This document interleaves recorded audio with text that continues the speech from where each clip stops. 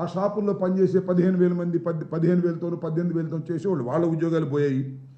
ఇలా ఉన్న ఉద్యోగాలను పీకేసి నిరుద్యోగ సమస్యను మరింతగా పెంచడంతో పాటు నిరుద్యోగులకు ఇస్తామన్న 3,000 కూడా ఇచ్చే పరిస్థితుల్లో లేనటువంటి దౌర్భాగ్యమైన పరిస్థితుల్లోకి ఇవాళ నెట్టబడింది. చిన్న చిన్న ఉద్యోగులు, పెద్దోళ్ళు కూడా కాదు పాపం, పిల్లలు 15,000 20,000 మొత్తం ఉద్యోగులందరినీ కూడా తొలగించేటటువంటి దుర్మార్గమైన కార్యక్రమానికి ఇవాళ ఈ ప్రభుత్వం నోచుకుందని మనం వచ్చేస్తున్నాం. ఇదే సందర్భంగా నేను మరొకటి విషయం కూడా చెప్పాలి. మీకు ఏదైనా ప్రభుత్వం మీద మా పార్టీ మీద కోపం ఉంటే, మా సమయంలో ఎవరైనా ఉద్యోగులు చేరితే వాళ్ళు మా పార్టీ వాళ్ళు కాదు, వాళ్ళు నిరుద్యోగులు, పాపం వాళ్ళకి ఉద్యోగం కల్పించాం, వాళ్ళ మీద కక్ష తీర్చుకుంటారని నాకు అర్థం కాలేదు. అసలు ఏమైనా సిగ్గని అనిపించలేదా చంద్రబాబు నాయుడు గారికి? ఉన్న ఉద్యోగులను పీకేసి నిరుద్యోగుల్ని చేసేటటువంటి ఒక దుర్మార్గమైనటువంటి పద్ధతిని కక్ష సాధింపుతో ఇవాళ నారా చంద్రబాబు నాయుడు గారి ప్రభుత్వం, కూటమి ప్రభుత్వం వ్యవహరించడం అనేది చాలా దుర్మార్గమైనటువంటి విషయం అని కూడా ఈ సందర్భంగా నేను మనవి చేస్తున్నాను. నేను సగర్వంగా చెప్తున్నా, వైఎస్ఆర్ కాంగ్రెస్ పార్టీ అధికారంలోకి వచ్చినప్పుడు 5 సంవత్సరాలు మేము పరిపాలన చేసినప్పుడు అద్భుతంగా నిరుద్యోగ సమస్యను కొంత మేరకైనా తగ్గించాలనేటువంటి దృక్పథంతో మేము అనేక మందికి ఉద్యోగాలు కల్పించినటువంటి పరిస్థితి మేము చూపించామని కూడా మనం చేస్తున్నాం. సుమారుగా మా టైంలో 30 లక్షల మంది నిరుద్యోగులకు ఉద్యోగాలు కల్పించినటువంటి ఘనత జగన్మోహన్ రెడ్డి గారి ప్రభుత్వానికి దక్కుతుందని కూడా ఈ సందర్భంగా నేను మనవి చేస్తున్నాను.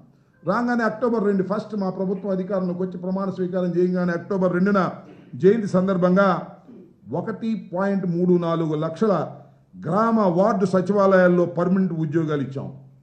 58,000 మంది ఆర్టీసీ ఉద్యోగులను రెగ్యులర్ చేశాం. ఎప్పుడు చేయనటువంటి విధానం. 58,000 మంది ఆర్టీసీ ఉద్యోగులు అలో లక్షణాన్ని వాళ్ళ లాసుల్లో వచ్చి బాధపడుతుంటే వాళ్ళందరినీ రెగ్యులైజ్ చేసి గవర్నమెంట్లో కలుపుకున్నటువంటి ఘనత జగన్మోహన్ రెడ్డి గారికి దక్కుతుంది. అలాగే 2.60 లక్షల మంది వాలంటీర్లను, 2,60,000 మంది వాలంటీర్లను నియమించి ప్రతిదీ కూడా డోర్ డెలివరీ చేసే విధంగా మేము కల్పించడం జరిగిందని మనం చేస్తున్నాం. అవన్నీ కాకుండా 5 ఏళ్లలో ప్రభుత్వ రంగంలో వివిధ కేటగిరీల్లో మేము అనేకమైన ఉద్యోగాలు ఇచ్చాం. సుమారుగా 6,31,000 మందికి ఉద్యోగాలు ఇచ్చినటువంటి సందర్భం ఉందని మనవి చేస్తున్నాం. ఎంఎస్ఎంఈలు గ్రాంట్ చేశాం. వాటి ద్వారా సుమారుగా 3.94 లక్షల మంది ఉద్యోగాలు ఇవ్వడం జరిగింది. ఈ విధంగా అనేకమైనటువంటి లార్జ్ అండ్ మెగా ఇండస్ట్రీస్ సంబంధించి 1.02 ఉద్యోగుల్ని మేము నియమించేటువంటి కార్యక్రమాన్ని చేపట్టడం జరిగింది. ఈ విధంగా వైఎస్ఆర్ కాంగ్రెస్ పార్టీ అధికారంలో ఉన్నప్పుడు, మా పాలనలో ఉన్నప్పుడు ఉద్యోగాలను క్రియేట్ చేసి ఉపాధి కల్పించే కార్యక్రమంలో నిరుద్యోగ సమస్య తగ్గించేయడానికి తీవ్రంగా ప్రయత్నం చేసినటువంటి ప్రభుత్వం. దమ్ముంటే ఆ పని చేయండి.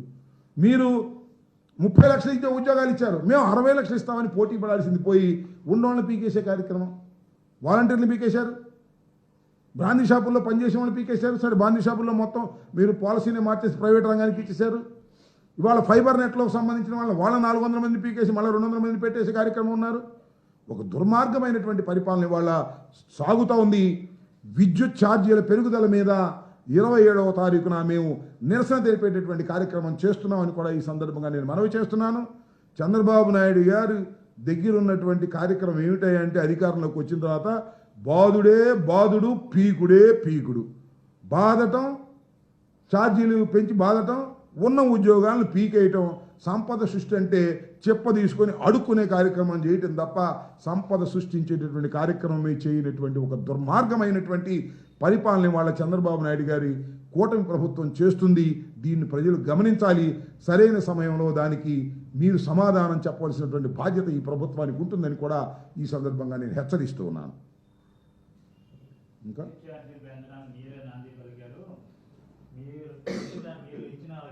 వేసేదయ్యా, మేమే పద్యానికి మేమే కారణం. 5 సంవత్సరాలు జగన్మోహన్ రెడ్డి గారి పరిపాలన, అప్పుడు ఇచ్చినటువంటి హామీలు అవన్నీ మర్చిపోయారు. సూపర్ 6 అమలు చేయకపోవడానికి కూడా జగన్మోహన్ రెడ్డి గారే కారణమా? విద్యుత్ ఛార్జీలు పెంచడానికి జగన్మోహన్ రెడ్డి గారే కారణమా? ఏమిటిది నాకు అర్థం కాలే. 15,000 ఇవ్వకపోకుండా ఉండటం కూడా జగన్మోహన్ రెడ్డి గారి కారణమా? జగన్మోహన్ రెడ్డి గారు 5 సంవత్సరాల్లో విధ్వంసం చేశాడు, మేము ఇప్పుడు బాగు చేస్తున్నాం. ఏంది బాగు చేసేది? నువ్వు విధ్వంసం ఏం చేశారు? ఉద్యోగాలు పీకేసి ప్రతిదీ కూడా ఎన్నాళ్ళు చెప్పుకుంటారు? You may feel not shy. Chandrababu Naidu గారు అడుగుతా ఉన్నా, కూటమి ప్రభుత్వాన్ని అడుగుతా ఉన్నా, మీకేం సిగ్గుగా లేదా? జగన్మోహన్ రెడ్డి గారు 5 సంవత్సరాలు పరిపాలన చేస్తే ఇవాళ ప్రతి దానికి జగన్మోహన్ రెడ్డి గారే కారణం అనేటువంటి పరిస్థితికి వచ్చారు. ఇవాళ మీరు ఏం చెప్పారు? మీరు సంపద సృష్టిస్తాం, సంపద సృష్టించి అనేకమైన కార్యక్రమాలు చేస్తాం, సూపర్ 6 ఇస్తాం, ఉచితంగా మహిళలకు బస్సు ఇస్తాం. ఏమైంది? దీనికి కూడా చంద్రబాబు నాయుడు గారు జగన్మోహన్ రెడ్డి కారణం అని చెప్తారా? నాకు అర్థం కాలేదు. సిగ్గుండాలని అంటున్నా. ఎన్నా చెప్తారు జగన్మోహన్ రెడ్డి గారి పేరు. మీరు ప్రభుత్వంలోకి వచ్చారు, మీరు ఉద్యోగాలు సంపాదించుకున్నారు. మీ అబ్బాయికి ఒక ఉద్యోగం, పవన్ కళ్యాణ్ గారికి ఒక ఉద్యోగం, మీకు ఒక ఉద్యోగం సంపాదించుకున్నారు. సంపాదించుకుని ఉద్యోగులు పీకేసే కార్యక్రమం. నిరుద్యోగులకు ప్రతి 3,000 ఇస్తామన్నారు కదా, ఎందుకు ఇవ్వలేదు? అదేమంటే ఇందాక మీరు అడిగినట్టుగా చంద్రబాబు నాయుడు గారు చెప్పడం, ఎగ్గొట్టడం మామూలు అయిపోయింది. 2014 ఎన్నికలు ఏం చెప్పాడు? రైతులకు రుణమాఫీ చేస్తా 95,000 కోట్లు. అయ్యా 95,000 కోట్లు ఎలా చేస్తావయ్యా? రాష్ట్రం విడిపోయింది కదండి అయ్యా. రాష్ట్రం విడిపోతే సంపద లేదు కదయ్యా, ఎట్లా చేస్తావు? నేను ఎకనామిక్స్లో కింగ్ని, ఎంఏ ఎకనామిక్స్ చదివా, ముందు ఓటేయండి తర్వాత చూస్తా ఉన్నావు. ఓటేశారు, తర్వాత చూసావు మొత్తం గుండు గొరిగావు, రైతుల గుండంతా గొరిగావు. బంగారం ఇంటికి రాలా, టాకులమ్మ ఏలంపాటు పెట్టుకోవాల్సి వచ్చింది. దుర్మార్గంగా రైతులు నష్టపోయినటువంటి సందర్భాన్ని కూడా మనం చేస్తున్నాం. ఈ విధంగా పరిపాలన చేసినటువంటి చంద్రబాబు నాయుడు గారు సిగ్గు శరం లేకోకుండా ఇవాళ మాట్లాడుతూ ఉన్నాడు. విద్యుత్ ఛార్జీలు పెంచడానికి జగన్మోహన్ రెడ్డి గారు కారణం. 15,000. హిట్ టీవీ యాప్ ని డౌన్లోడ్ చేసుకోండి. ఇందులో short news, live news, entertainment movies అన్ని అవైలబుల్ గా ఉన్నాయి. Please download hit TV app. Hit TV app ని ఫ్రీగా డౌన్లోడ్ చేసుకోండి.